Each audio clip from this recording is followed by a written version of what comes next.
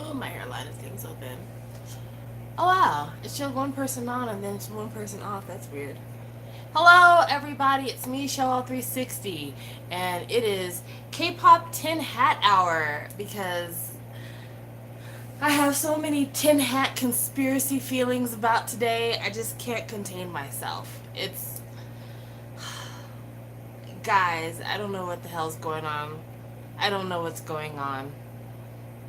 It's just it seems like every hour something new is happening with this whole YG BI Han So Hee situation, and I just, you know me, I'm good for a K-pop conspiracy. Like, if there's one thing you guys know about me, it's if you say there might be a conspiracy, I believe in it because I think all of this shit is planned all the time. But let's talk about the latest developments in the case. That's right now, but I have to check out your live. Okay. um, so we woke up this morning to the news that drug dealer A is Han So Hee. And for those of you who know who Han So Hee is, Han So Hee is the young lady who, in order to get less time on her sentence, turned in top for marijuana usage. That is Han So Hee. Hey, Tarian. And I have to say, I am shocked that her name came up in this, and also at the same time, not shocked because it makes everything that has happened make sense. So now it's time for my conspiracy theories. Let me wipe my eyes because I gotta get crazy eyed for a second. I gotta be prepared before my actual irises dry out. So, this is my theory. My theory is that YG has in-house drug dealers. This is a theory. These are allegations. This is not fact.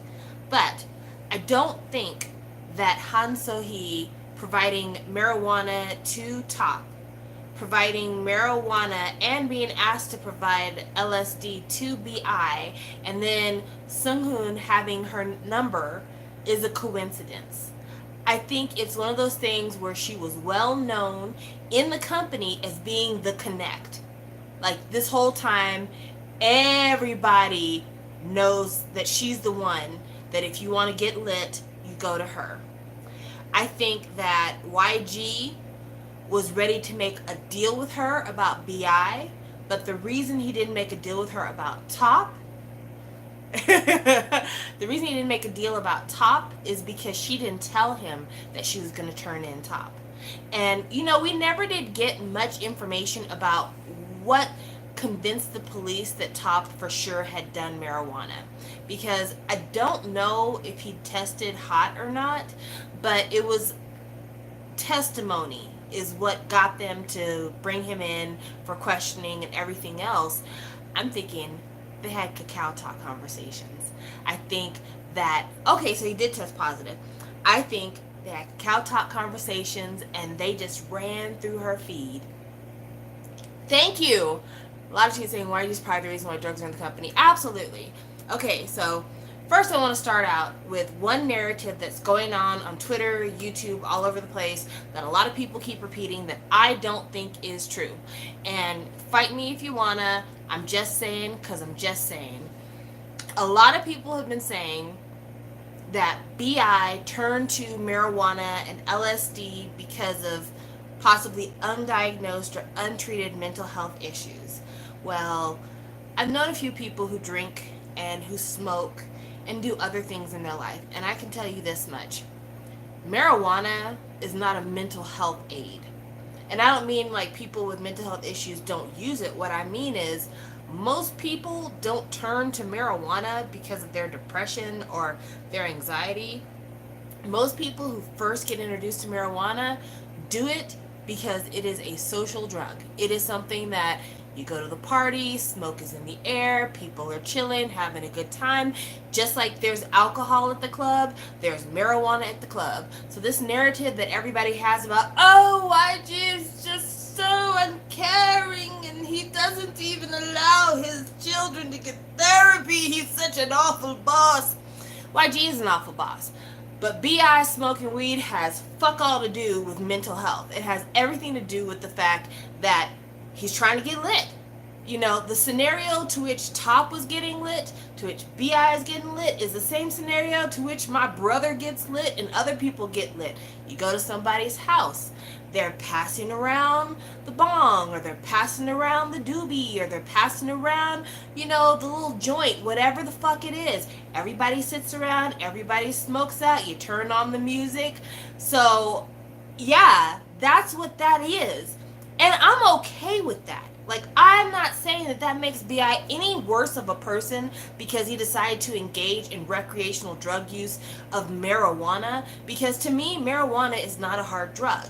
But Korean society, marijuana is still a drug. And it's still a very serious drug that celebrities have spent prison time for when they were found doing it. So I'm just going to say this.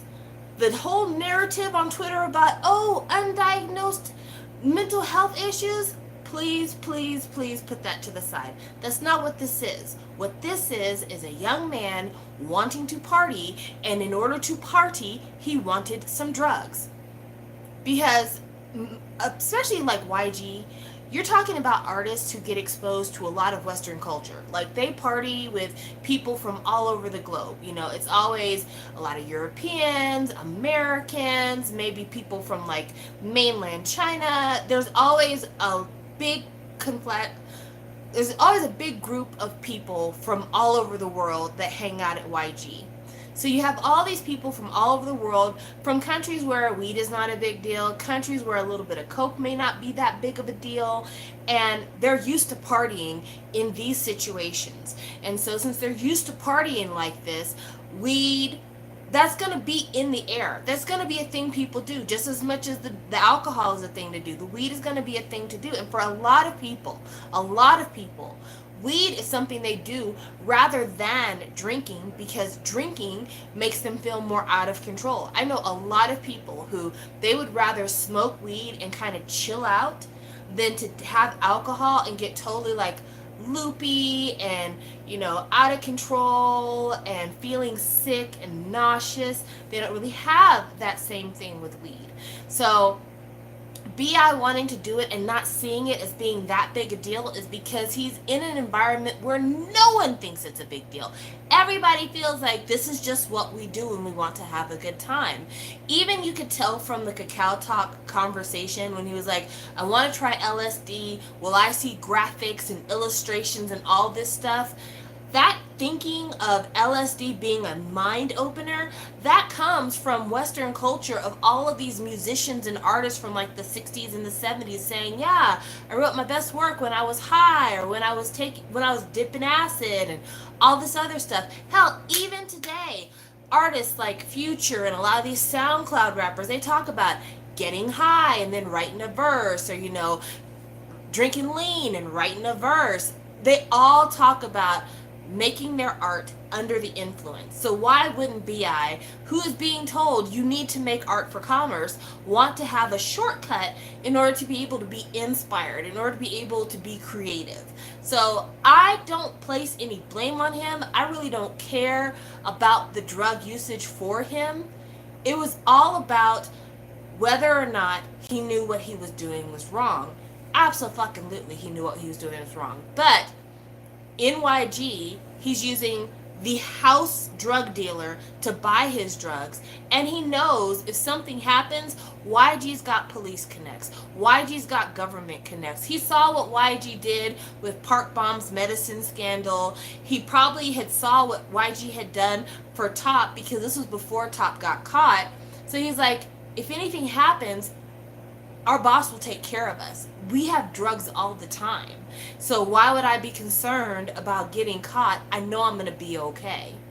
Even the way he said, oh, they'll only be able to tell if I did LSD if they do a spine test. Like, these people are used to skirting the law, are used to cheating on tests, are used to being able to do the things other people don't do. YG and that group operate the same as every other rich person in Korea operates.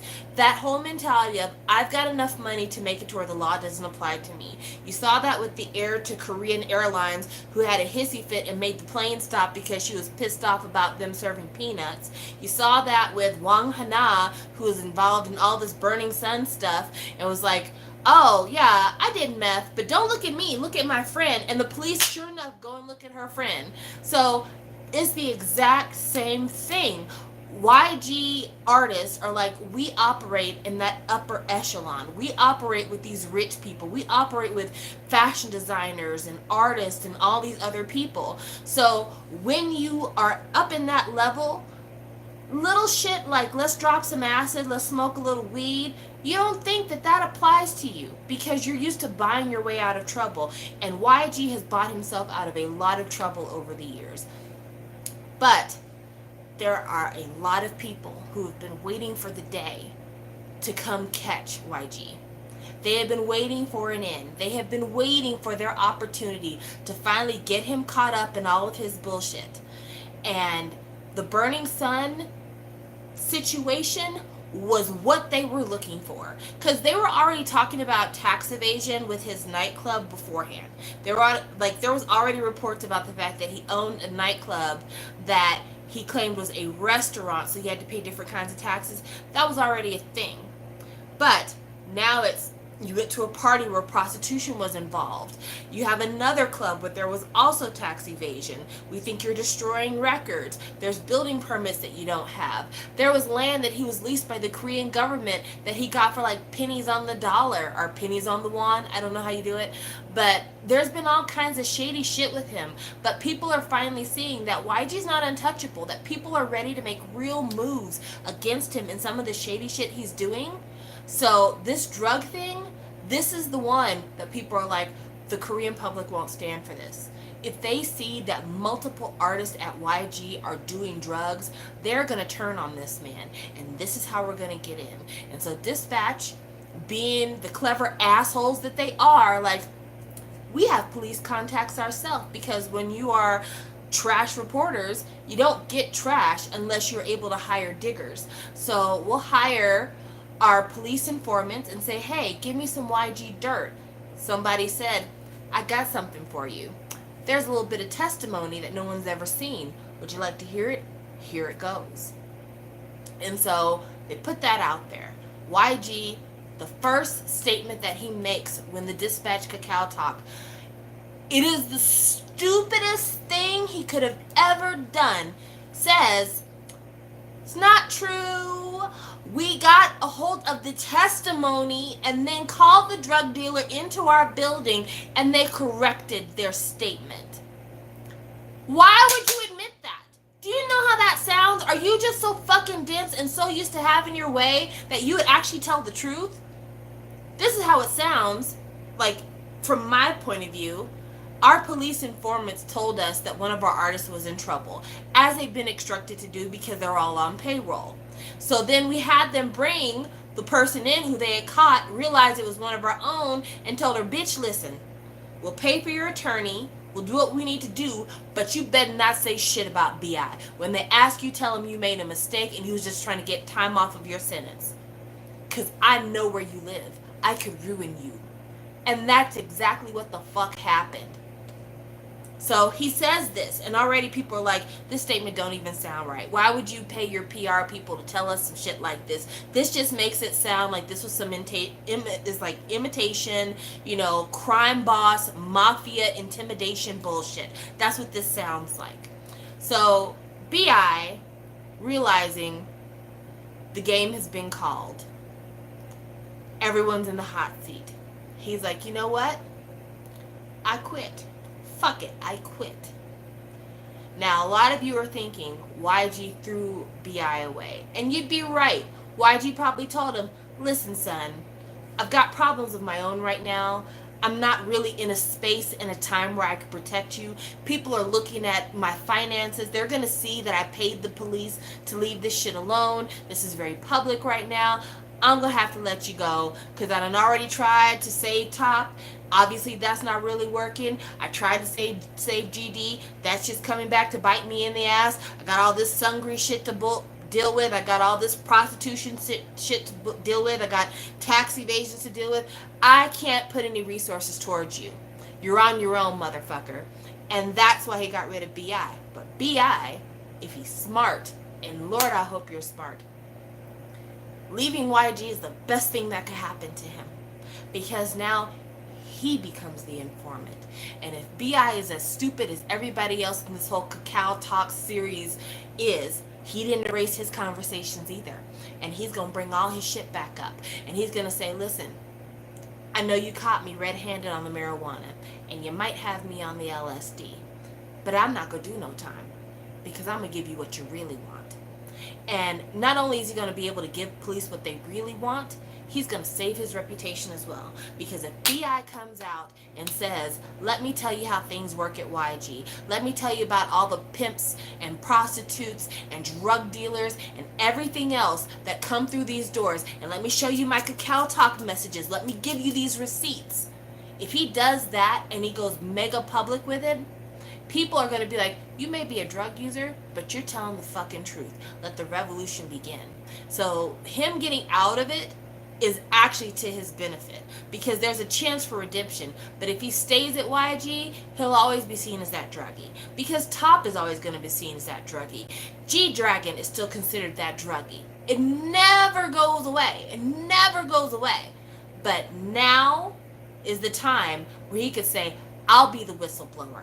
I'll be the one. And if BI is smart, he'll do that shit. The only thing that he's got to worry about is that when a nigga's got as many connections as YG has, police, government, shit like that, trust and believe, he's got underground connections. He's probably got fucking mafia bosses, crime lords, crime syndicates in his back pocket as well. It seems like this would be a K-drama. This is not a K-drama. This is real fucking life. People who are out here doing dirt like this, it has to come from somewhere. How does a cute little trainee girl like Han So-hee get her hands on LSD, get her hands on marijuana, get her hands on cocaine? Do you know how she gets her hands on that bullshit? She gets her hands on it because of her connects in the street, because of all the skeevy pimps and suppliers that hang out at the Burning Sun and hang out at all the other clubs that YG's involved in. It is a web. It is a web. Now, BI's got to be careful. Don't let the real thugs be uncovered. Don't start ratting out on them. But now's the time. You can spill that YGT and you will be seen as a hero. People might want to disparage you a little bit, but you will be seen as the people's hero if you want to tell it right now. Okay, so there's the majority of my Kpop Tin Hat conspiracy conversation. Let's go back to the comments, because a lot of you have really good things to say. So going back to the comments, we're going way, way back. Yesterday, so Lex Brick said, yesterday I saw someone jokingly say it was her, and it really is her. Wow, irony. Notion said, I already completely buy this tin hat. And also that Top did test positive. Hey Lammy. Shine Baby Mew says, that's actually what a lot of people online think too. I've seen a lot of tweets saying that YG is probably the reason why the drugs are in the company. Absolutely. Because this is what YG does. He's like the Pied Piper, if you will. He brings in children, and in front of him, he lays their fantasy. And he's like, if you'll just follow me over the mountain, that's where everything you want is. Just follow my flute. And over the mountain is women if you like women, men if you like men, drugs if you like drugs, clothes if that's what you dig, purses, you know, whatever is on your mind, whatever it is that your dreams have before you. He's put it out there, and he's like, if you follow me and you do what I say, you'll get to be in the treasure room. And that's exactly what he does. The drug dealers appear and are allowed in the building because he's like, I'm going to give you what you want. And so this toxic environment at the company, that's a way of mind control. It's a way of manipulation. It's not just, I'm an asshole and people need to do what the asshole says. This is a family. And when you're family, You take care of each other. You don't snitch on each other. You allow things to happen because it's family. It's unconditional acceptance. It's not, but that's what he puts it as. Let's keep going. Um, they should drug test on YG himself. Absolutely, they should. But if the rumors are true and he knows a guy in Japan that can flush your system, they may not catch anything. All right, keep going. If it was antidepressants, then sure, but weed, no way. Exactly. You know, some people might be depressed and like weed, but most people like to party with weed. Notion says, now I'm going to say, Hanbin has been one of my alts since early 2015, and people who are saying he was kicked out for something he didn't even do is so foolish. He absolutely smoked that pot. Agree. Absolutely. Jordan Young says, I can see punishing him, but that automatic kick out seems crazy considering how much talent and potential he has. If this was any other time, if there wasn't all of the shit happening right now, he wouldn't have gotten kicked out. Trust me, if the whole Sungri thing did not exist, if Top hadn't been caught up with a marijuana scandal, if this was just like regular times, he would not have gotten kicked out. He would have had, you know, I'm in the background for now, reflecting on my issues, trying to do better. There's just too much of a drug history in YG for this to be swept under the rug. Park Bomb, Top, GD, Kush, you know, like, it's just too much. Even though I don't consider Park Bomb a part of a drug scandal because that was a medicine scandal, but I'm just saying, in the eyes of the Korean public, it's not a coincidence. It is a trend now. It is now a trend. And the public may be dumb, but they ain't that damn dumb. The whole LSD stays in your spine forever is a super old myth. Well, you know, people who are not in the culture where drugs are discussed as openly or as accepted as openly, they tend to look at like old wives' tales regarding drugs and be like, oh, that shit must be true. That's how come Yuchin showed up shaved down from the waist up. Yasmin says, I thought that they would make him take a hiatus in order to reflect on his actions but not kick him out. We discussed that a little bit. Notion says, I have to go, but do you think you'll keep this live up after? I will, I promise. Fake Auto says, yep, they think they won't get caught until YG changes his mind. Very true. The floodgates have been open, and I can't think of someone who deserves it more. Oh, absolutely. Like, I wouldn't be surprised if that guy's killed somebody in his past. All allegations, but I'm just saying, I would not be surprised. Girl Person says, I'm really hoping they actually get him this time. I'm still worried YG's going to try to buy his way out of this. The only way that YG can really be caught is that the shareholders have to have a meeting. They have to have a meeting because now that Dispatch has released the Kakao Talk with Sunghoon, showing that he was contacting Han Soo-hee as well about this shit, it now looks like every single artist is involved with this drug dealer. It would be one thing if it was just B.I. and it was just Top.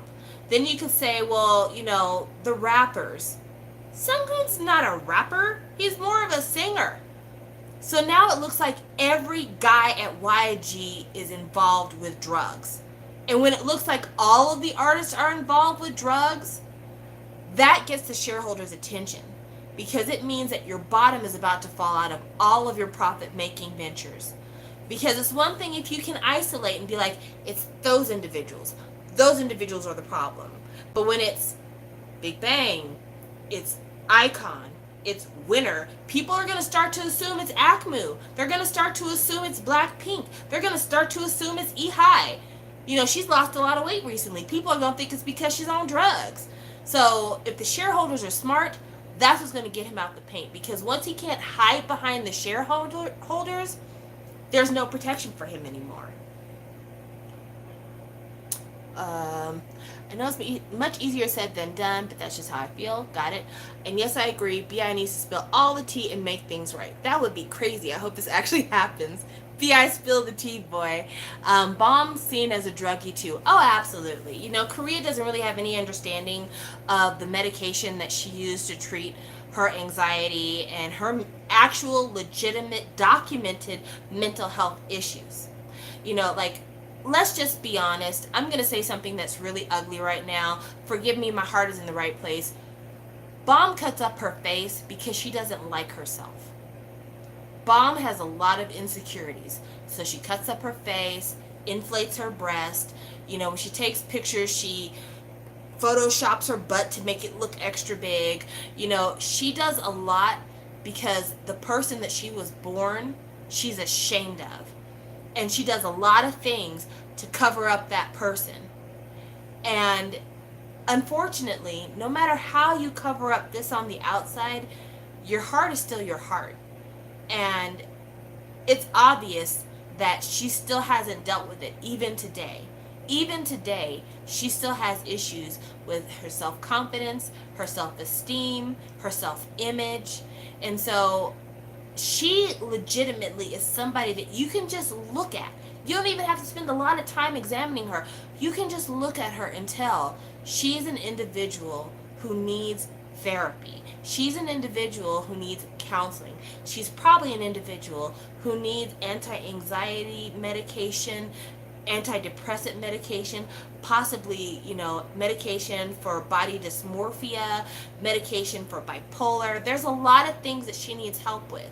But in Korean society, because Western mental health addressing is not really that popular and is kind of looked down on, she's not going to get that help over there. So of course, instead of looking at her as somebody who could use the help of a trained professional, they look at her as a druggie who is just out here trying to get high. And that's not her. The farthest thing from it. She's actually, of all the people that folks cry about, this is a call for help, she legitimately is that one who it is a cry for help. And the help was what she was trying to get when she got caught getting her medicine shipped in. Okay, Shine Baby Muse says, and you know something? I'm positive that the other YG idols who have been there for years have some good tea about YG too. Oh, absolutely. Hi, Inferno. Lammy says, good Lord, I thought of R. Kelly with that Pied Piper comment. You know, I thought about that in the back of my mind too. And equating YG with R. Kelly, it's not far from the truth, because we all know the story about how YG spotted his 14-year-old wife on television when he was in his late 20s and said, that's the one for me. So, not that far off. It's like what you said yesterday. The artists are scared because of YG revealing their secrets and ruining their careers. Inferno says, YG did him dirty because B.I. sacrificed everything to debut. The amount of stress he was under when he was on Show Me the Money, Win, and Mix and Match.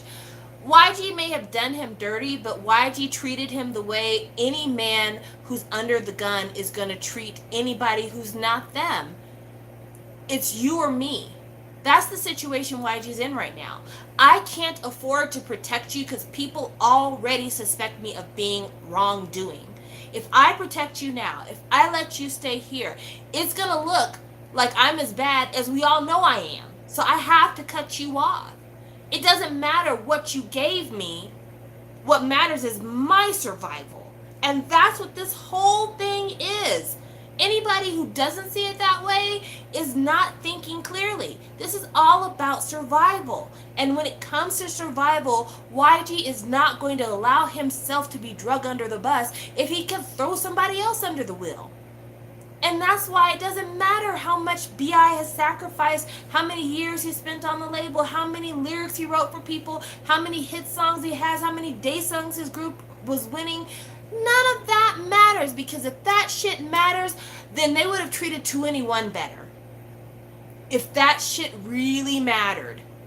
If it really mattered, all the sacrifice you gave, there wouldn't be so many former YG trainees out there in the ether. That doesn't matter with somebody like him. He is a narcissist to his very core. The only thing that matters is him. So you can't look at it as like, oh, why would he do that? That's not a thing that nice people do. He's not a nice person. He's not a nice person.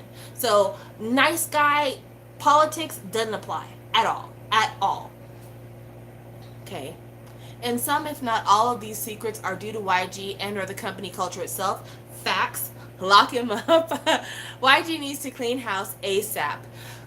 I think that YG Entertainment does need to clean house. I think everybody on the top 3 tiers of management need to be fired. Flat out. All of them. Everybody who works directly under the Yang brothers and everyone who works directly under the people that work directly under the Yang brothers need to be fired. Mass exodus. Cut it. Oh, hey, Alondria. Lammy says, oh, absolutely, Bomb doesn't like herself. It was apparent from day one, yet is endearing, which is why she's still my 2 bias. K-Hope says, has there ever been another company under this amount of scandal in Korea?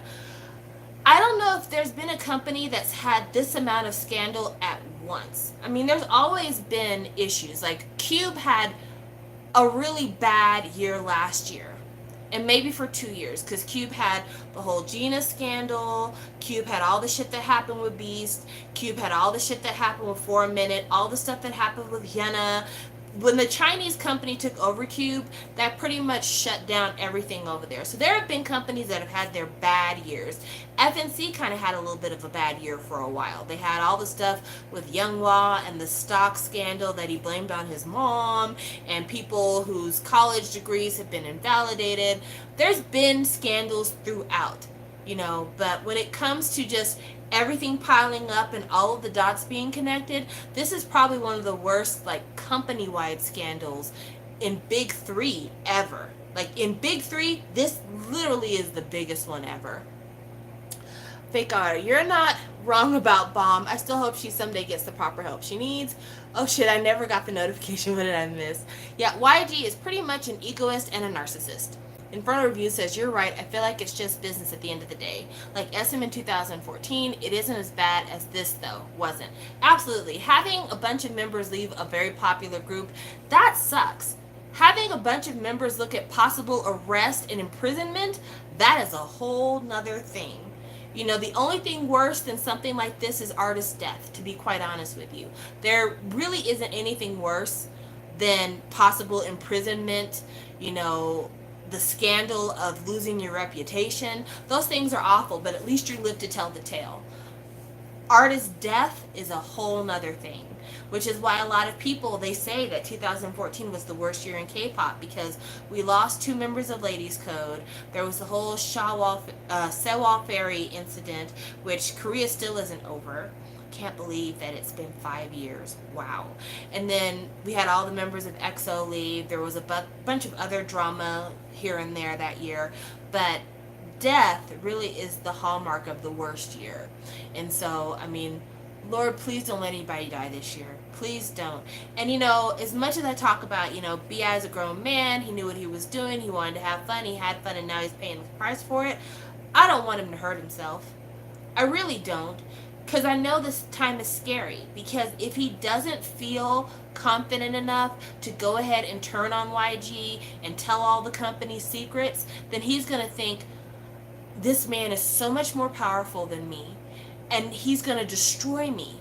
Now that I've left the company, I have no one on my side. No one's going to want me. I am damaged goods. The public hates me. I'm never going to be able to recover.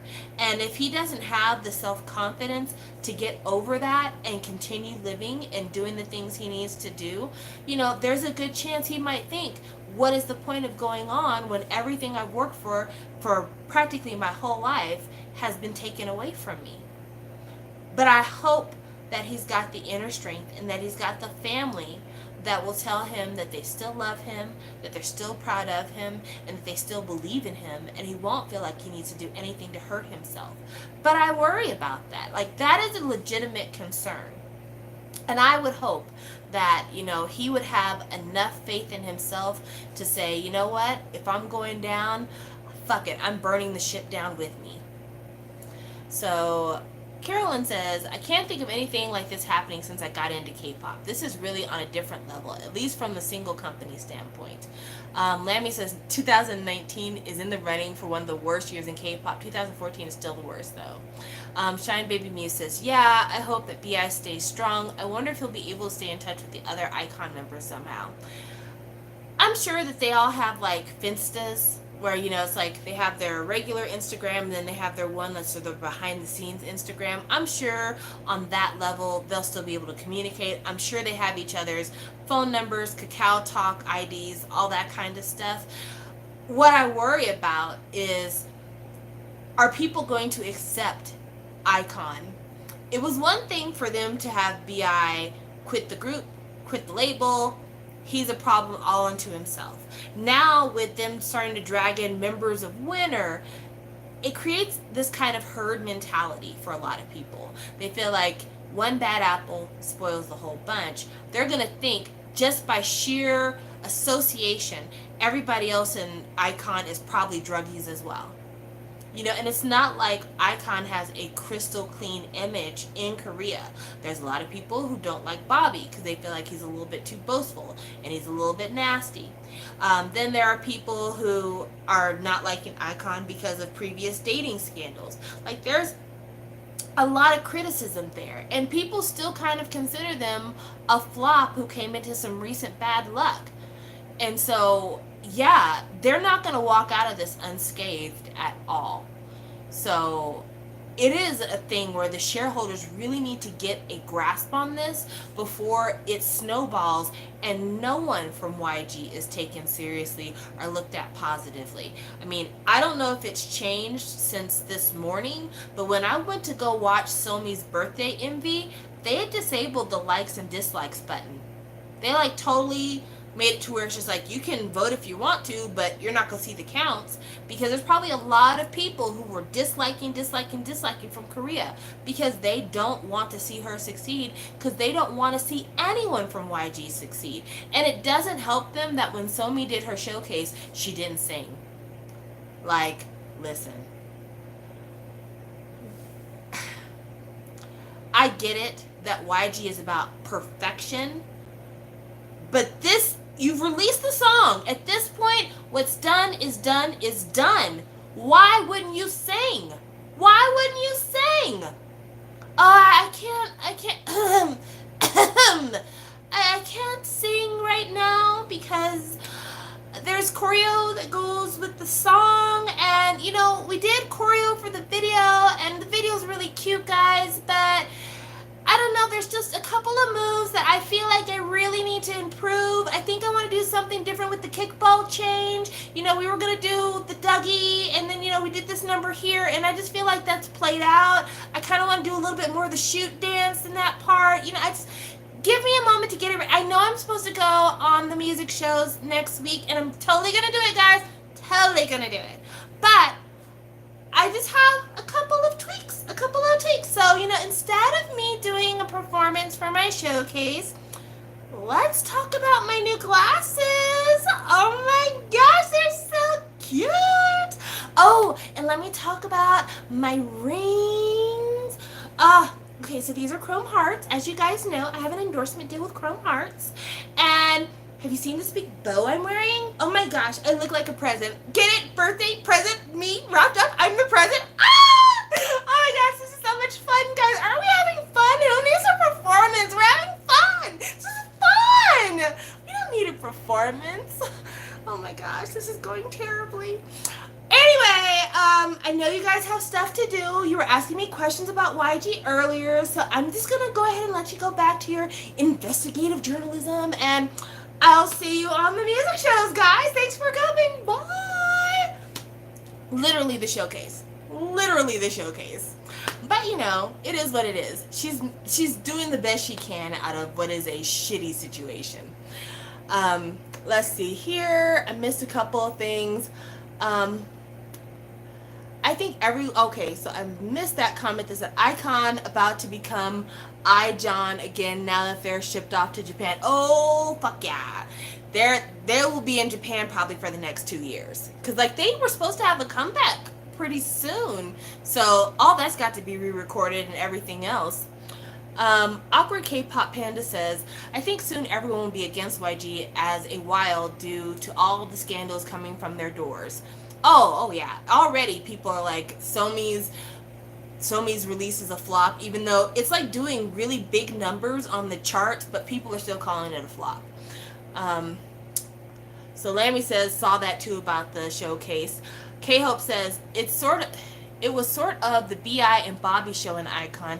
Do you think it will just be Bobby, or will the whole group be the focus more?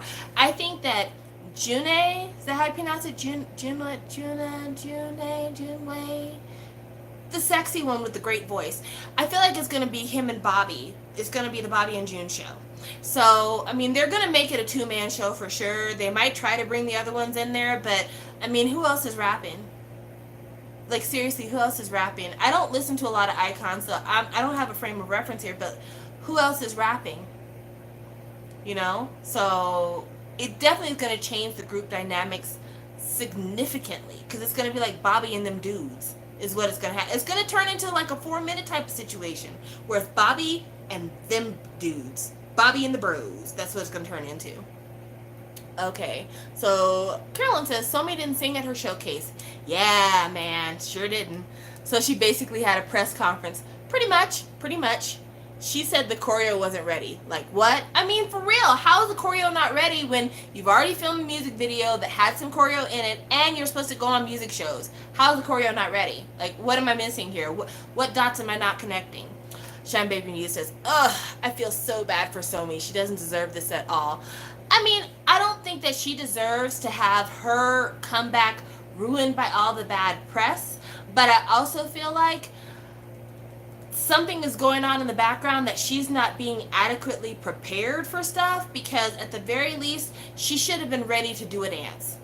Or even if she didn't do a dance, she should have been prepared to sing the secondary song, because there was 2 songs. It was Birthday and Out of My Head. She could have just sang the other one, like, I'm not going to show you guys any choreo, but we've got the backing track queued up. I'm going to sing for you guys.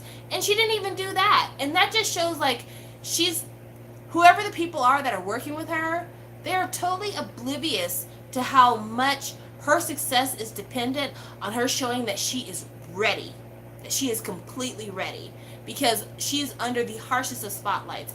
Don't send her out there half-assed and unprepared. That's not fair. Okay, girl, what? Wow, this is so sad. And it's bad enough that she's not going to be in the IOI reunion. We don't know if the IOI reunion is going to happen or not. There's been so many rumors, and then like 2 hours later they say that it's not going to happen. It's just like, we don't know. Ruby asked, how do you feel about her song? I felt like the song was okay. It was a pop song. It's not something I would go back and listen to on purpose. It didn't hit me in that way. I actually watched it a couple of times because the video itself is very pretty. Like, Somi is a gorgeous, gorgeous girl. So the video works because she's just so pretty. The colors are so bright. She's wearing all these fun clothes, and she's got bubbles and glitter and balloons and fur and rainbows and, you know, all the stuff you'd expect to see in JoJo Siwa's house. Like, it's basically like JoJo's Fantasy, but with Somi in it. And so, you know, the video's fun, but I do not see myself listening to that song anymore. Like, past today, I don't see myself listening to that song. Her voice is not bad, but obviously her voice is not great because she's sing rapping for the majority of the song. It's more about YG trying to capture her personality in a song. And that's the reason why a lot of it is English moments and quirky moments and kind of like, it's my birthday. You know, like, it was practically it was like Twice, but a YG-ified Twice song. Yes, that is it. It is a YG-ified Twice song. It is Twice reimagined through the YG lens. There you go. This debut is a mess. This was supposed to happen in March, and it was postponed until now. Well, we know what happened in March. They couldn't do it then. The dislikes are because Somi's song is bad. Haha. It could be, but I really do think it's the hate. I think it's the hate. And don't even get me started with Anda. She finally got the possibility of a new album, and the controversy might ruin it all. Oh, absolutely. But I think Anda's cursed. I think that she's cursed. Really, I do. Jordan Young says, I'm dead. I thought the song was good, though. Who knows how she'll sound live. I would be surprised to find out. I'm surprised Chungha's doing the IOI reunion. Again, nothing set in stone. As far as I know, Chungha's preparing for a comeback. So, we'll see. Yasmin says, I just wish the best for Somi. She waited so long to debut, and I really want her to be successful. I want her to be successful, too. And I wish her greedy-ass daddy hadn't moved her out of JYP, to be honest with you.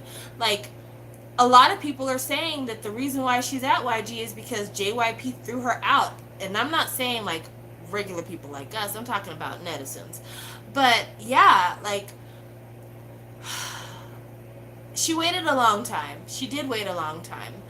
But with all that's going on here, I don't know if she's yet mature enough to debut. Because if she was mature enough, she should have gone out there and she'd have sang a note or two. She'd have tried. As well, best for Somi. Hello, have you been? I've been well, Vanessa. Thank you for asking. I hope you're well too. Awkward K-pop Panda says, I want either for someone or some company to buy out YG and fire pretty much everyone or the board to do it, which might be more realistic, but I honestly don't see that happening. I don't know what these shareholders are waiting for. To be honest with you, I would love to get into their heads and figure out why it is they won't give the vote of no confidence. Okay, let's keep going. Seems like everyone working at the company currently are terrified of YG, so I don't see any change happening unless someone grows some balls and kicks a lot of people's asses. But in order to do that, you have to get the Yang brothers to fuck up out the paint. Lammy says, I could see CJ coming in to buy out YG. They own everything else. I could see that a little bit, and I don't know if Korea has antitrust laws, so that could be in the realm of possibility. Lammy says, I thought Somi's song sounded like a JYP Twice song as well. Yeah, that's a good description of Birthday. SM acquiring these other companies, just take YG too. Bitch, could you imagine if SM acquired YG? That would be so weird. Ooh, that would be weird. I don't want that. I don't want that. Like, who would I do? I don't know. Because a lot of people were like, they want, no joke, YG got dirt on all these shareholders. Probably has got a vault. But no, like, everybody's been saying, oh, everybody from YG ought to go to P Nation. And I put it on my Twitter, why? Why? Why does everybody want the artists from YG to go to P Nation? What is it about Psy that everybody is so convinced he can save all the artists on YG? Is it because he signed Hyuna and Edon after they got tossed aside by Cube? Because him signing them is no indication of how he is as a CEO, what kind of production and support staff he brings to the table. Like, nobody knows what an artist under Psy looks like when it comes to actual music, because we haven't heard it yet. We've had modeling endorsements and we've had photo shoots, but music, real live, in living color, high definition music, we haven't had that yet. And to be honest with you, Psy's last few projects have been kind of lame. People like him, but they like him. The songs are not anything that I want to listen to over and over again. They're not attractive to me at all. So the question is, what is it about Psy that you think would cause him to energize a Blackpink, would cause him to redirect a Lehigh? You know, if you look at every single artist on the label, they all would do better in different places. You know, I could see a Lehigh being at an AOMG. I could see her killing it at an AOMG. I could see a Blackpink under Cube, to be honest with you. I could totally see Akdong Musician being on Rainbow Bridge. Like, there are all these other places where I could see the artist going if they don't stay there. And so I just really want to know, like, why does everybody think that Psy is the way to go? Because if it's because he's been so steeped in YG culture, is that really what you want? Because they brought up his name too when it came to the whole going to dinner with prostitutes stuff. And it was because YG and Psy went because his friend Jolo, I think is the guy's name, who is an internationally wanted financial criminal, all went to dinner together. So, you know, Psy's got some of that YG stink on him too. So do you really want these kids to be under him? Like, seriously, what are we really asking for here? You know, look at the music that the artists make and from there, figure out what would be the best route for them. That's important. That's something to keep in mind. Okay, so comments here. I saw a news article on Soompi that states that winners Lee Sung-hoon allegedly talking to... Okay, we did mention that he had a conversation with her. The conversation seemed pretty much banal, but still, it's not good that more names are getting involved in this whole thing. Fake Ahora says, God, that's weird. SM and YG are on the opposite sides of the coin. Carolyn, why do you think SM would drop Teddy? LOL. I think they would milk him too. I don't know. I mean, I think Teddy would quit before he would work for SM. Not because I feel like they have any personal agenda against each other. It's just that if SM was to acquire Teddy as part of their song writing origination staff, they would have him making a song a day. Like they would have him chained to a desk writing, writing, writing. Because they're always looking for new producers and stuff. And they'd be like, yes, we have 5 different divisions of NCT we would like you to write for. K-Hope says, there has yet to be any music or management, so I think it's just wishful thinking. He might not even be a good company in the future. International crime, wait, what, come again? Criminal. Yeah, if you look up Jolo, and I don't know how to spell his name, somebody look it up and put it in the comment section. There's a guy named Jolo, and he is wanted for like massive embezzlement, tax fraud, all this kind of shit. He used to hang out with like Hollywood stars. He hung out with Paris Hilton for a while, but like he went on the run. Apparently the government does not know where he is in his native country. I think he's from Taiwan. And he had his legal representative speak on his behalf to say, no, there were no hoes when I went to dinner with Psy and YG.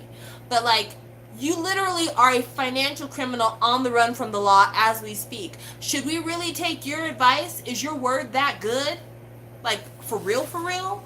So, you know, that's why I say Psy's not clean like people want to act like he is. Yes, Gangnam Style was a big hit, but that Jolo guy, he's a criminal. And we're talking like in the realm of billions of dollars of embezzlement, not millions, not petty crime. We're talking about robbing countries style of embezzlement. So Carolyn says, Lammy, because SM has their own in-house producers that I feel like they'd use instead. Also at Sam saying that Teddy would probably quit. Okay.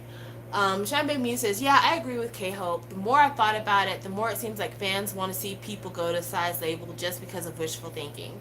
Yeah, I mean, it would be nice to say that, you know, his house is the house of redemption. We all want to see artists win, but I want to see a product first. It's basically the same thing with how so many people said that the people who left labels recently should join AOMG. They'd trap Teddy in a dungeon somewhere, and until he finishes his song of the day, they wouldn't let him leave. Oh, absolutely. Like it would be like the music video Dum Dum, where like there was the conveyor belt making new Red Velvet members. That would be Teddy's life. He would be like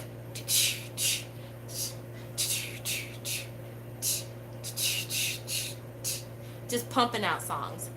Real name is Low Tack Joe, aka Jolo. That guy is a thug. That guy is a thug.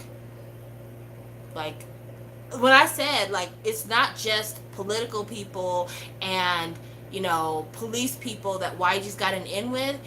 International criminals. International wanted criminals. He's got an in with. If I was I'd be scared as fuck to talk against YG, but you got to save yourself because obviously he's letting you drown. I feel like the brother from ACMU went to the military for his contract to end and quickly unless military time doesn't count. Okay, so there was an article. Somebody please look it up on Koreaboo or look it up on Sumpi. But there have been several articles talking about the contract periods for all the different artists in YG. And no one's contract ends in the next 2 years. I think that EHI's contract ends in 2023. I think ACMU, their contract ends in 2021. And Winner and Icon have even more time because I think they re-upped. And then Somi just got into her contract, so she's still got several more years. So they're trapped. They're trapped. And I didn't know that EHI signed her contract after she debuted. That is so fucking weird. She debuted in 2012 and signed in 2013. That's so weird. If Teddy hypothetically stated with SM, I could see him milked, chained to the desk. Like NCT debut sounded a hella like a YG track, so they probably have him working in that capacity. Oh, absolutely. I don't know any other K-pop company that's hip-hop based other than YG. Does Teddy own the Black label though, or is someone else? EHI is 2023. Holy cow. Yeah, okay, so Teddy runs the black label. He runs the black label. But it's still an imprint of YG. So if YG decided to drop the black label, it's not like everybody signed to the black label then automatically goes off to do whatever they want to. It would probably be a thing to where we've dissolved the division. You have the ability to either be with the company, YG, or go independent. But I don't think it's just he automatically picks up the label and takes it with him, because it's a subsidiary. Yes, he has signed a 10-year contract. I know. It is so sad. It just, ugh. Because I think she might have signed her contract before they changed the law saying that the contracts have to be 7 years max. But I was reading all the articles and I'm just like, they're fucked. They're fucked. I know Kush is the co-CEO with Teddy for the black label, which I don't know how Kush is managing things behind a jail cell, because isn't he in jail for cocaine? Isn't he still in jail for cocaine, or has he not gone to jail yet? I might be wrong. But if Teddy were a free agent, where would he go? Or maybe he started his own company. I would hope that Teddy would start his own company, but companies started by producers aren't always a safe bet either, because look at Brave Brothers. Brave Brothers started out with YG, and they were massively instrumental in that early YG Big Bang sound. Like Hadu Hadu, Lies, that early sound is Brave Brothers. And so they left there and they did a bunch of writing for a bunch of other people, made some really solid tracks for a lot of folks. Then they decided to have their own label. Let's talk about what's happened with their own label.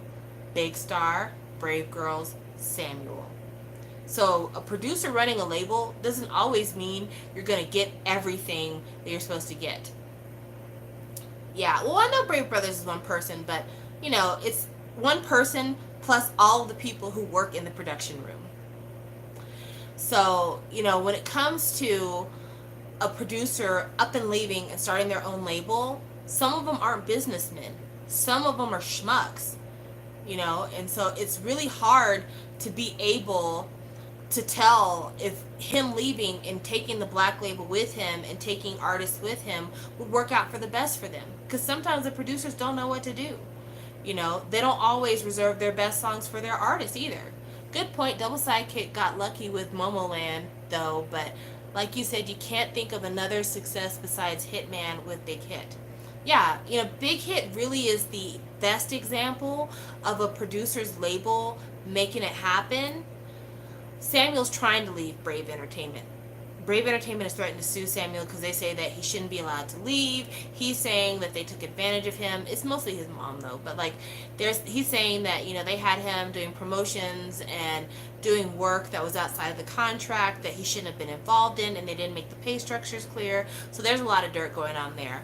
But to get back to Big Hit, if you look at Big Hit was a long time coming, and they had their own struggles and falls, because Big Hit was kind of a collaboration between JYP and Hitman Bang. So Hitman Bang had a few artists signed under him that also were JYP trainees, background dancers. They worked in-house with JYP. That's the reason why you see so many members of Big Bang in Jokwon's video for I'm the One. I said Big Bang.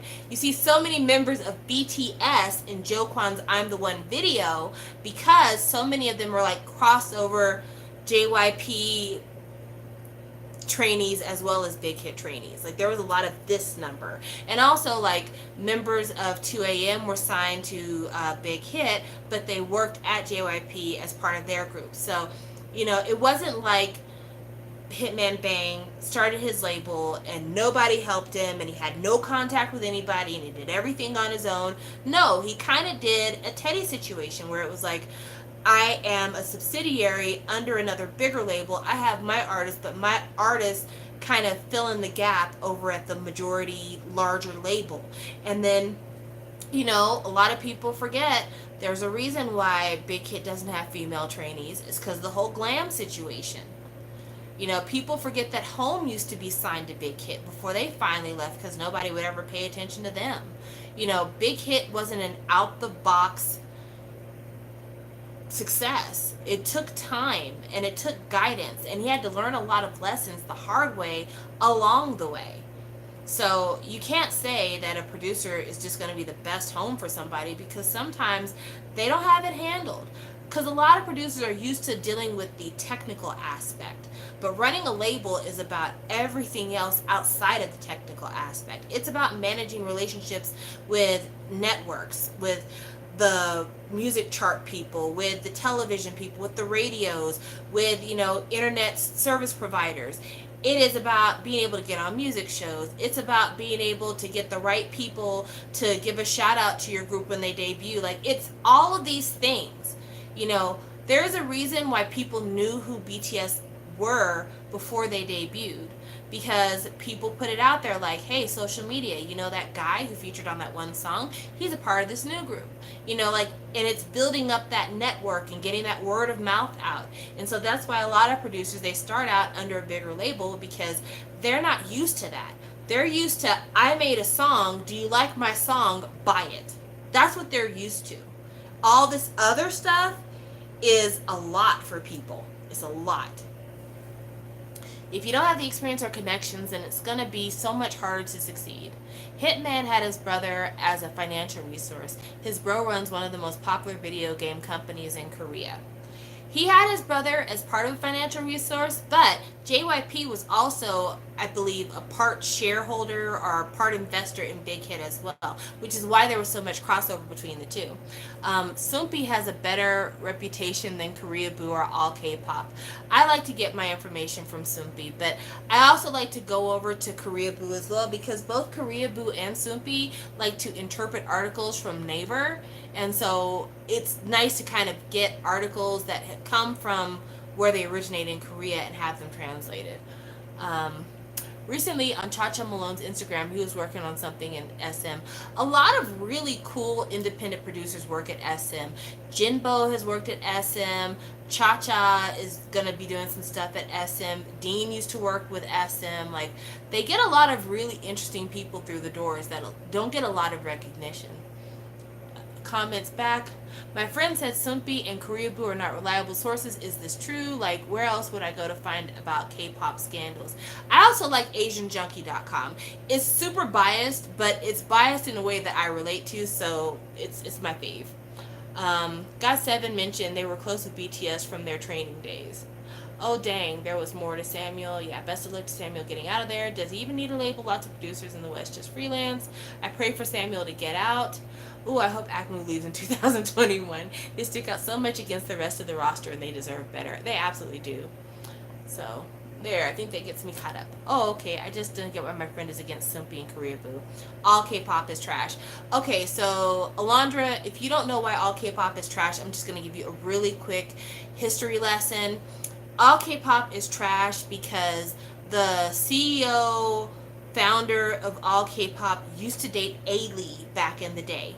And when he used to date A-Lee back in the day, she told him about a time when she got taken advantage of. She had made contact with this guy who said that he recruits models and he needed some pictures of her in order to be able to see if he could place her with some modeling opportunities. Well, then she found out that this guy wasn't really a modeling recruiter and was actually like spreading her nudes for like blackmail purposes. So she went to the police, but because this guy was her boyfriend, she shared the nudes with him, like, this is the pictures that this guy has on me that he's trying to blackmail me, manipulate me with. Well, the boyfriend then tries to pretend to be somebody else and shop the nudes to Dispatch and Ilsun Sports and all these other different newspapers, and they're like, we're not going to touch it. We're not going to touch it because the whole story sounds skeevy. We're not going to do it. So then he starts a random website just out of nowhere and puts this story on that website, and then all K-pop is like, breaking news, the website Random Anonymous just reported that A-Lee's nudes are out there. And of course, everybody knew what it was. They all knew where the pictures really came from. They all knew, like, it was a bunch of shenanigans. And ever since then, it's been fuck K-pop, all K-pop, all day, every day. All K-pop can eat a dick. You know, like, you have to be a real son of a bitch to take what is one of the most vulnerable parts of someone's life, one of the moments when they feel the most exposed and the most kind of taken advantage of, and you're like, because you ain't sucking my dick no more, I'm fixing to use your pain in order to get these clicks and these likes. Like, for real. I will, you will never see me retweet all K-pop. I don't do it. I try to avoid their website like the plague if I can, because they are shady as fuck. And to do that to somebody that you claim that you used to like or love, it shows that you don't have no heart. You don't care about anything. You know what? Ailey did not sue. She is a class act, and she took it on the chin, and she went about her fucking life. She's a better bitch than me, because I sure would have sued. Their writers are trash and biased as well. That is true. They pick their faves, and they want to talk great about their faves, and the people that they don't like, they talk mad bullshit about, and they can't wait to see them do poorly. But yeah, all K-pop is trizash. They are the fucking worst. I wouldn't trust them with anything. They have a vendetta against YG. All K-pop has a vendetta against anybody that is not their fave. Like, they treat SM pretty good, but there was a time when all K-pop was super shitty towards BTS. So, you know, like, it just depends on what they think is going to get them the most attention, get the public on their side. They try to read the room. And back when they were super biased towards BTS, that was during the time when there was like the most of that kind of BTS EXO headbutting. And because all K-pop liked SM so much, they used to stay kind of more firmly on the side of EXO. But then as they saw that, you know, people were like, your bias is really showing, girl, you might want to pull up your pants. They're like, okay, we need to be a little bit more even keeled, because it's obvious that these guys aren't going anywhere. They're actually kind of blowing the fuck up, so maybe we need to be more supportive so we don't seem like haters. But YG, they've been waiting for a long time for YG to be going downhill. How did the Korean general public get over Ailey's situation, though? They just got over it once the truth came out. Oh, yeah. You know, I think the reason why the general public didn't treat Ailey bad is because I'm not encouraging anybody to look up Ailey's nudes. I would never do that. But I've seen the nudes because, you know, I'm nasty. And it was obvious from looking at the nudes that it wasn't a sexual photograph. It was I'm a model. This is what my figure looks like. It was literally that. And so the story checked out, especially the fact that she had a police report and everything. The story checked out. And so people looked at it like they would look at their own daughter being taken advantage of. And so there was, I think it was it the Mamas, or it was one of the other awards show. Ailey won an award that year, and she got up to accept her award, which everyone was surprised she even showed up to the awards. Mellon Awards. Everybody was even surprised she showed up to the awards, because they're like, you just had this huge scandal. I could see why you'd be embarrassed. But she went up there anyway with her head held high, and everybody got on their feet and gave her a standing ovation. And she cried a little bit, and she's like, thank you for supporting me. It's been tough, but you know what? I'm still going to be out here. I'm still going to pursue my dreams. And that was the end of that, because she didn't do anything wrong. You know, yeah, they had pictures of her naked, but she didn't do anything wrong. They didn't catch her, you know, giving handies at the bus station, or, you know, in some wild pornography video.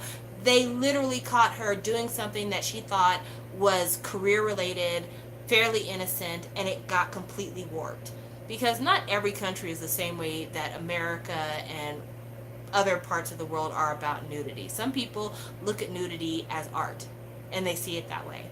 That's why I love her so much. She's really strong for keeping on going after that whole ordeal. I agree. She's a champ. She really is a champ.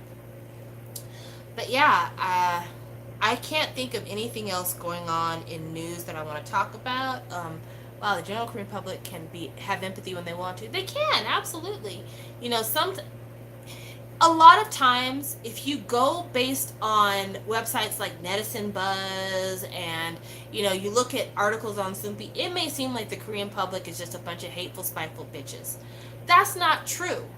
What it is, though, is that the Korean public, they operate in a way that a lot of people operate in when you are living your life day to day. When you see wealthy people involved in bullshit situations that you don't even have the opportunity to be involved in, you get a little bit bitter and you kind of want to yell off with their heads because they have the audacity to live a life that you can't live. You know, like this whole drug scandal, a lot of people were really mad about the fact that BI wanted $1,000,000 worth of LSD because they're like, I couldn't even dream of spending that kind of money on fucking drugs, you know?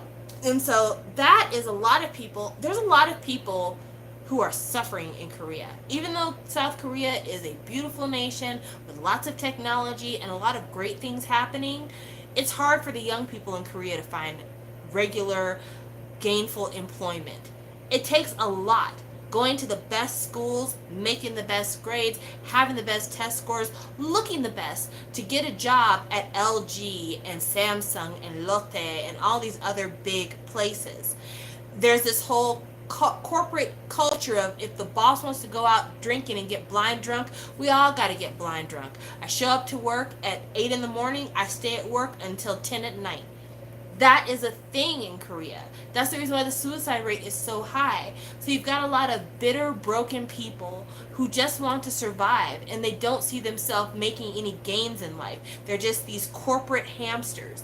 And then they see these celebrities fucking around and doing all kinds of shit that they can't even dream of doing. Yeah, they're fucking angry. Because it doesn't feel fair because they're working so hard and they're not achieving, and then they see people that like they've had everything handed to them so easily making these mistakes that they wouldn't ever do if they found themselves in that situation. And it doesn't help that a lot of idols come from wealthy families, you know, because think about it, you're a trainee, the company's not paying you a lot of money. A lot of people who are on SM and YG and JYP, they have families that support them as they pursue their dreams. Especially if you're a foreign trainee, you're not going from Thailand to Korea and living in Korea without a family that can support you. And so they already look at these as being people in privileged situations, fucking around and wasting their privilege. And it makes them mad. But Ailey was different because people saw, number one, she wasn't that privileged. Number two, she had a talent that you can't deny. And number three, the situation she was in was a situation that they could have found themselves in. They could all relate to the idea of wanting to make it big and doing something maybe a little bit reckless to try to make it big, but not hurting anybody, not doing anything illegal, and then having that chance used against you. And so that's the reason why they had empathy for her. But yeah, South Korea, it's not the place of your K-drama, K-pop dreams. It's a hard life. It is a really hard life. And because of that, that's why the netizens are so fucking angry. Because they're looking at their own life. And then they're looking at these other people and they're thinking, you entitled sons of bitches. And that's exactly what it is. So let's see. Yeah, it's really sad, unfortunately, that South Korean society is in that mess. Is there an equivalent Korean word for the Japanese term karoshi, death from overwork? I don't know, because I don't speak Korean. Absolutely, she definitely was a pure soul in that regard. Not only that, some celebrities have parents that are involved with scams and shady stuff. There are a lot of celebrities that have parents that do bad things. And there was that whole season, I think it was the end of 2018, beginning of 2019, where like all of these folks were like, yeah, your parents stole $20,000 from me when you were 2 years old. You need to pay me back. You know, like that shit happens all the time. And then people, because it's a filial society and a patriarchal society, they are obligated to apologize to people that they don't know and pay debts that they didn't incur because the things that you do affect your family and the things your family does affects you. So yeah, you know, it's a stressful fucking place to live. You know, Ituk's father, his father beat the shit out of him, like really terrorized their family. And then when Ituk is away and his father knows that he can't protect the grandparents, all of a sudden he kills the grandparents and then kills himself. You know, and Ituk has to bear the shame of all that. And it's so It's so fucked up. After that happened, a lot of people said it was his fault for not taking care of his family better, for putting his dad in that situation. And to this day, I still don't understand that. I don't understand that rationale at all. So Fake Oda says, reminds me of Yun from Wonder Girl's drama with her dad. Yeah, her dad and her don't even speak. Her dad, like, basically abandoned the family. The mother divorced him. They were basically on their own. And the dad, once she got popular, told everybody, yeah, my daughter is Hotbelt from the Wonder Girls. She's so talented. And, me and her were going to do a business, but we're looking for investors. So if you want to give me $10,000, I mean, you see my daughter. She's on the cover of the magazine. I could pay this back. This is chump change. And then he wouldn't pay his debts. And so people were coming after her. And she had to basically break it down and be like, listen, don't come to me asking about no fucking money. Because I've said it in public over and over again. That guy didn't have fuck all to do with me. Not a bit. We don't know each other. I don't even know what that motherfucker looks like because I haven't seen him in 10 years. So, I mean, it is a lot. They came after Rain. They came after Microdot. They came after Yin. They came after one of the members of Mamamoo. Like, they came after a lot of people talking about your parents owe us money. It's so much stress. How many K-dramas have we watched where the crux of the drama is that the parents owed money to the mafia, then the parents died, so the kid has to do all these odd jobs to make money to pay back the mafia? I mean, it's all the time. There's no individualism there. The group is more important, and that's why when a person does something, everyone feels the need to be involved, especially a celebrity that is representing the country. And that is huge too. Like, representing the country, just like your family, what you do reflects on the family, what the family does reflects on you. There have been people who have been in these streets talking about BTS should be exempted from military enlistment because of all they're doing to represent the country. That's mad. That's crazy. Also, BTS will probably never take the exemption because they are honorable and they know that it's offering it to them is just a show of, like, we really like you. You're not actually supposed to take it. But yeah, like, it is tough. It is tough in Korea. I feel blessed to be an American. I truly, truly do.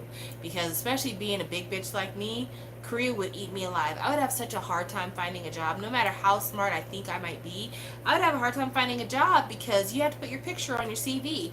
And so the minute that people look at it, they see my fat ass face, like, we're not going to hire her. She's not attractive. Because they do that in Korea. That's the reason why Korea has such great plastic surgery. I've seen them turn roosters into gazelles. So, yeah. I mean, it is tough. It is not what you think it is. And the fantasies that you have about that place, you better keep them in check. Where you live might be the best option for real, for real. Personally, I'm trying to get to Canada. Nobody has offered their Canadian uncle to me yet, so, keep that in mind. I'm going to be turning 40 soon. I need that Canadian uncle to help me get through the immigration process. I'm trying to get out of here. I'm trying to immigrate.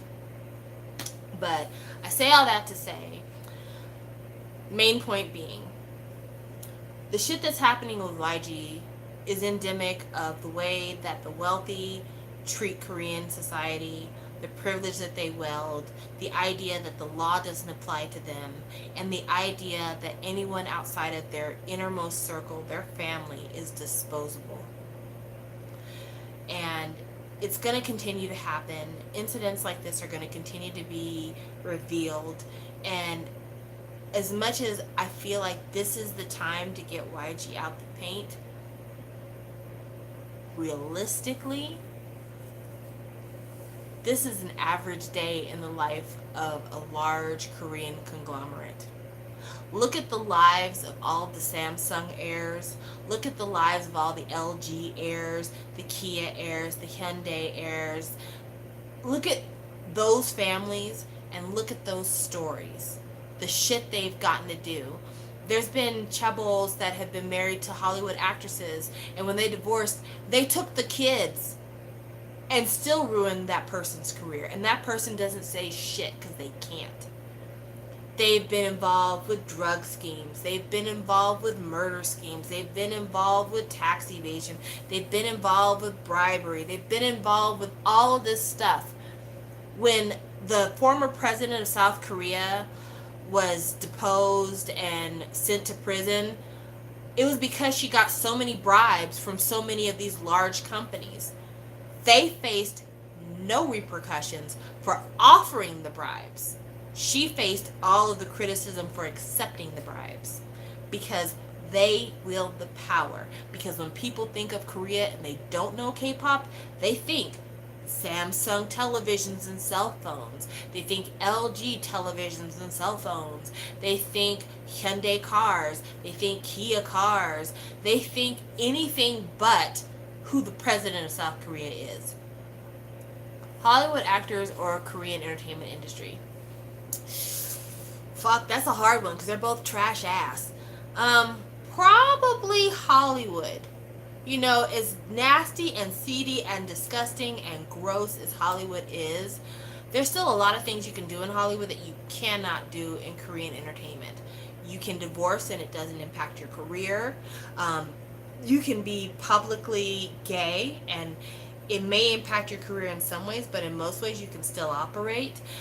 You can date publicly and date often, and people don't look at you like you're a diseased woman. I mean, people might talk about you a little bit if you write songs about everybody you used to date, but for the most part, people don't really give a fuck. It's mostly like, what projects were you involved in? Were those projects successful? And if they were, keep doing what you're doing. Hell, you know, you got Tom Cruise jumping on couches, and you got so many other people doing ridiculous stuff, admitting that they use marijuana all the time, and talking about the crazy shit they did on set, and the crazy things they've been involved with, and people still support them. There's still redemption arcs for them. Half the shit that Hollywood stars do, if they did in Korea, they would have no career. Flat out. They just would not have a career. So, yeah, I probably would take Hollywood. You know, we have issues in America. I'm not gonna lie. Being a woman in America is tough right now. But if I had to choose between the two, I like my chances here. But I would love my chances in Canada. So please, again, contact your Canadian uncles and tell them there is a woman for sale. I'm willing to be, you know, a housewife if need be, as long as they will give me an allowance that allows me to keep up with my K-pop collection. There is a lot of bad behavior taught to kids in Hollywood, but there's bad behavior in Korea. Like, if you look at the story of the East Light, it is a case of some of the most blatant actual physical child abuse. Canada has their issues, but they don't have Donald Trump as president. So, I mean, for those of you who like Donald Trump, I'm sorry, but yeah, I'm willing to take that chance. You know, Justin Trudeau's kind of cute. He's an asshole, but he's kind of cute. So, you know, at least I have a better looking asshole for my head of state. But yeah, don't get me started on the Canadian Prime Minister. Like I said, he's a piece of shit, but he's good looking. You know, it's nice to hear shit from a good-looking dude than somebody who looks crusty as fuck. It's like, if you're gonna lie to me pretty. But I don't want to get into politics here, because that's not what we do.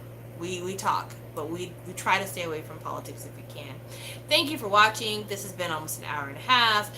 I feel like I've thoroughly gone through all the stuff that I feel for this whole YG situation. I can count the amount of former Disney kids that don't go crazy on my hand. I mean, it's like easy to stop at least 10 singers, actors condoning drugs and drinking. I mean, again, I just feel like it's better the monster I know than the monster I don't. But yeah, thank you guys for watching. This has been fun. I feel like I've addressed everything I felt about the YG situation. It's a constantly evolving story for sure. You know, I think all of us can agree we just want the whole burning sun thing to actually be adjudicated and put into the courtrooms and to an end. I think we can all agree we want all the cacao Talk members who exchange sexually graphic videos of them basically assaulting women that have been drugged. We all want them underneath the jailhouse if we can make it happen.